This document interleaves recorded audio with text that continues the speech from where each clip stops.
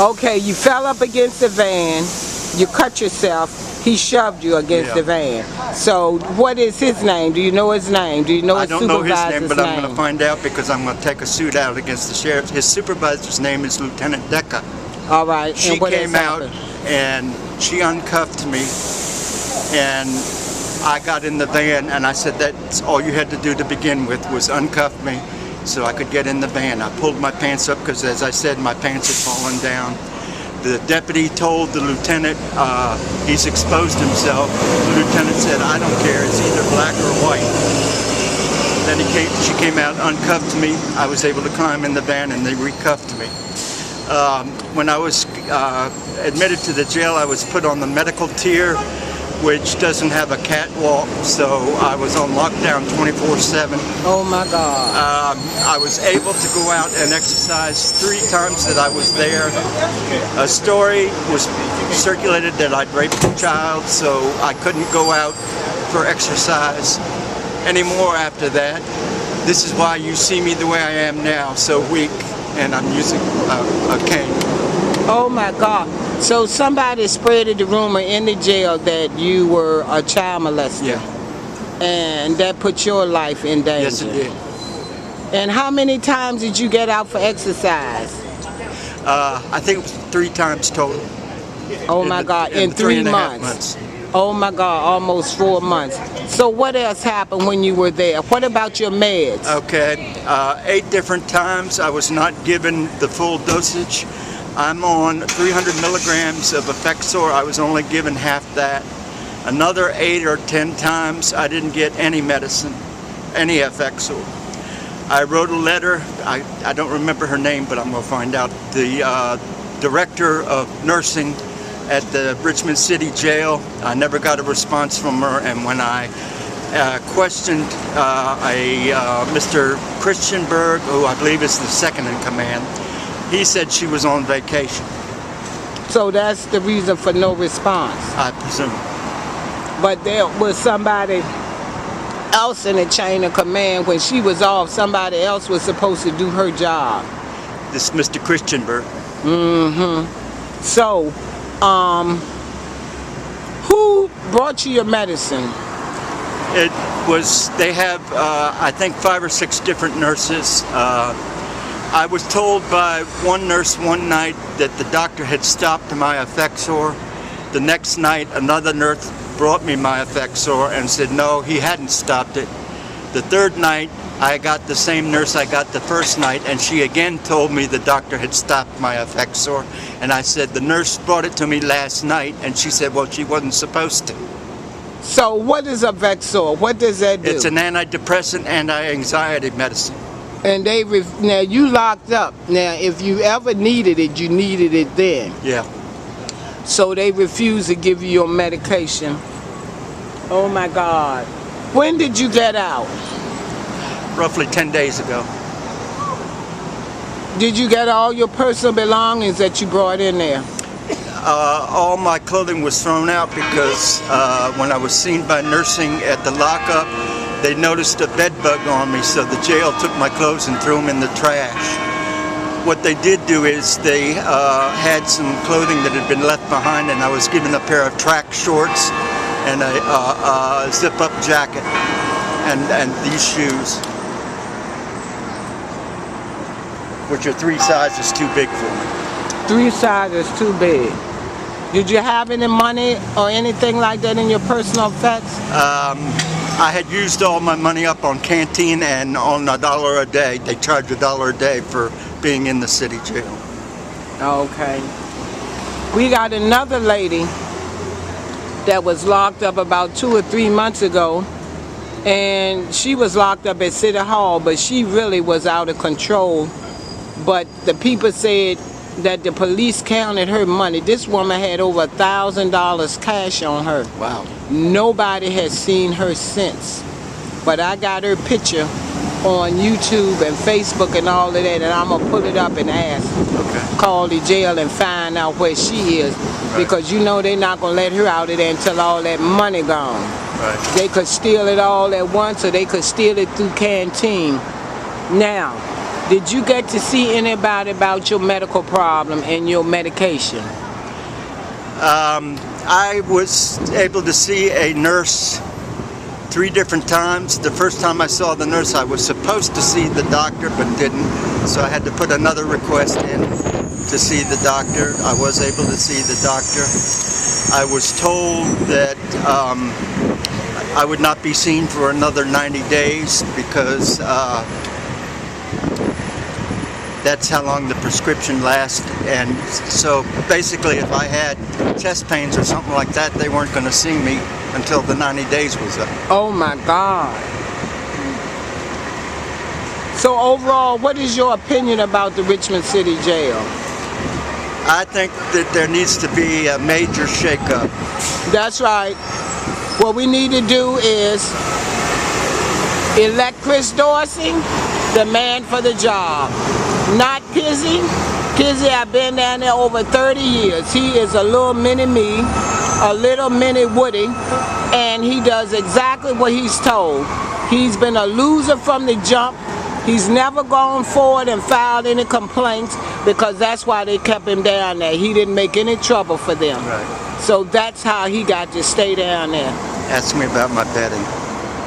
Tell me about your bedding, darling. All right. When I got in, I was given what was supposed to be a mattress. Most of the stuffing was missing. I have bursitis in my right hip, arthritis in both knees, and arthritis in both shoulders. I went through the, what they call the, I can't think, acting sergeant, and asked him for a mattress replacement. I asked several deputies on the building. When I went up for a court hearing, asked the lieutenant in quartermaster if I could have another mattress, and he said he was going to send somebody down to check it out. He never did. About a month later, another deputy came and he said, "How would you like a new mattress?" And I said, "I'd love it." He said, "We have an inmate that is in the hospital and I think you need the mattress more than he does." So he gave me what appeared to be a brand new mattress. All right. Now, tell me about these violations that supposedly was the cause of you being locked up. I'm on GPS monitoring and I have to carry this box with me. Okay, wait a minute, let me see. It tracks me, it sends... Okay, and you got the ankle bracelet on? Yeah. Can I peep at that? Lift it up. It's under the sock. Pull the sock down.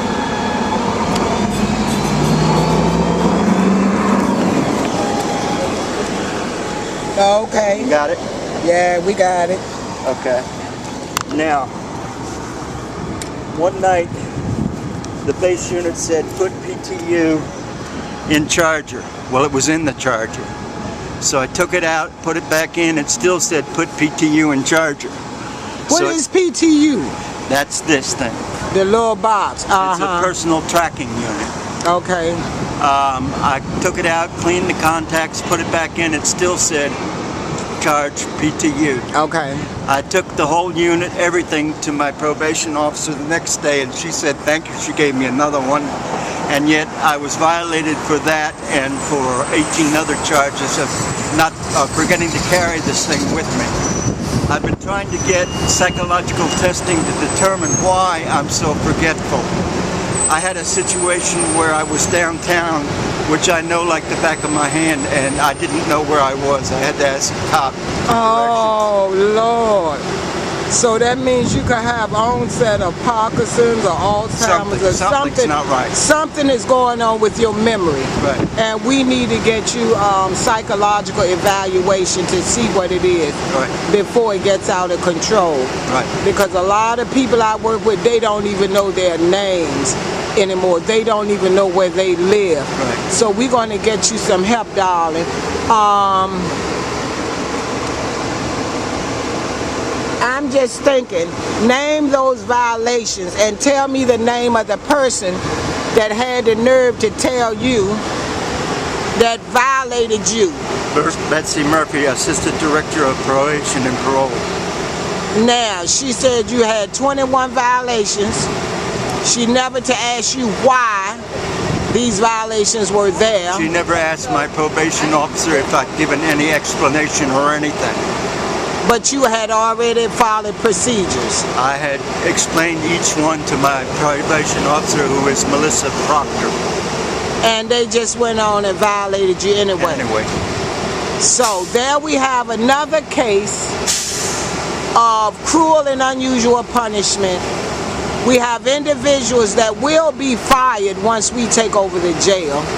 We're going to put new people in that jail, people that care and have some compassion, and we're going to see, can we lock some of these suckers up for mean, cruel, and unusual punishment. Now, when did you go to court? See, this is my memory problem. But that's all right. Take your time. I do want to say this. I was there 3 weeks before I was arraigned. Okay. So what happened when you went to court? I was found guilty. I asked my lawyer to plead an Alford plea. What an Alford plea is I admit that they had enough proof to convict me, but it does not mean that I say I'm guilty or not guilty. All right. So what's your lawyer's name, court-appointed attorney? Michael Gunlick. Another loser. Another loser. You hear that, Michael? You're a big loser. Say that name again. Michael Gunlick. Gunlick. What a name. We need to get a gun after you, sucker. My thing is this. I'm tired of you hurting my friends. I'm tired of you hurting people that I don't know. You treat them all the same. You've been dealing with the criminal element so long, you think everybody's a darn criminal. Well, I'm going to tell you who some of the criminals in this city are. Dwight Jones, C.T. Woody, Joe Marcy, cockeyed Paul Goldman. Joe, I hear you out there still chasing them young black gals. You got caught with another black young gal, didn't you, Joe? You can't keep that pecker straight, can you? You need to go down, sucker, and you will eventually. He's all in the newspaper, huh? Cuccinelli too. Yeah, Cuccinelli with his neck. That's why I call him the cooch. He is the coochie. Yeah, the cockroach. So anyway, tell me your name again. Robert Dunham. Robert, we're going to get some information and from you, and I'm not going to give it to the world, but we're going to follow up on this. I don't know where the new sheriff is, but he would explode right about now. He hates it. He hates when people are being disrespected. The self-esteem is taken away. The brain is washed. You know, it's a terrible thing, but it's happening to people of all colors. People always thought it just happened to black people. No, it happens to people of all nationalities if you're poor. Okay? Poor people have no rights. This is another example of a fine, harmless gentleman that you have just screwed, and I'm going to grow a penis and I'm going to give it back to you.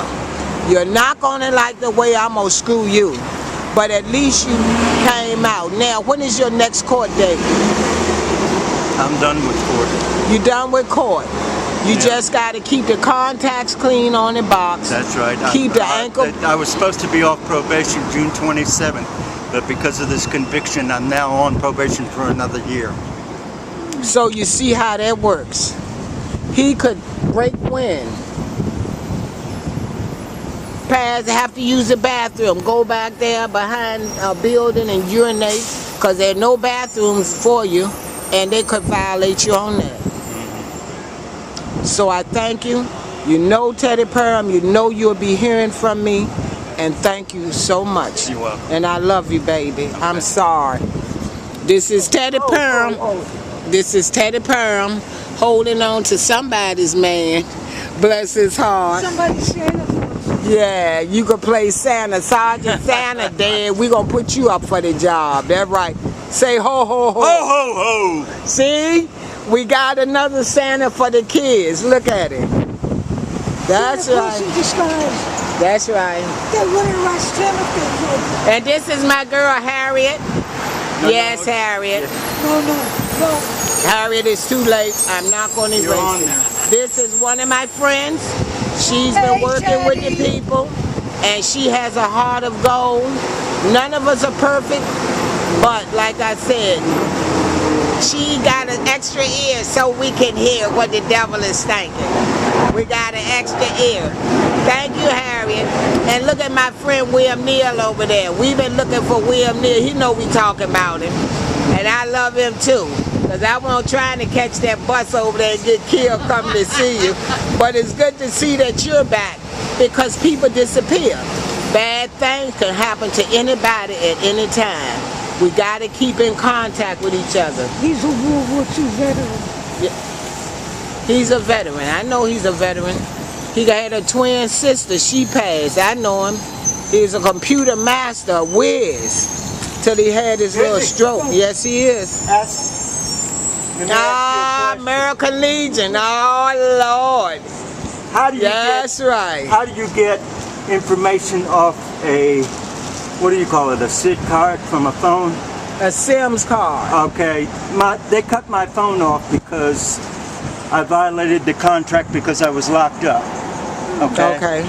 I have information on that SIM card of my past landlord, so I can find out if he has any rooms. I don't know how to access it now. All I've got's the little card. How do you? You got to put it in a phone and it'll activate it. You got it with you? Yeah. Or you bring it tomorrow to the church. Okay. Okay? And we'll help you get that straight, baby. Okay. I love you. I love you I'm too. sorry for the trouble you had. Still? Yeah. You got somewhere to stay now? Yeah, I'm going up to the Masad. The St. Paul's Church is going to pay for 1 week at the Masad Hotel. All right. And some of us call that the Masjid with their dirty cells. But you be careful. Okay? All right. I'll see you tomorrow. Love you. Thank you. See you tomorrow.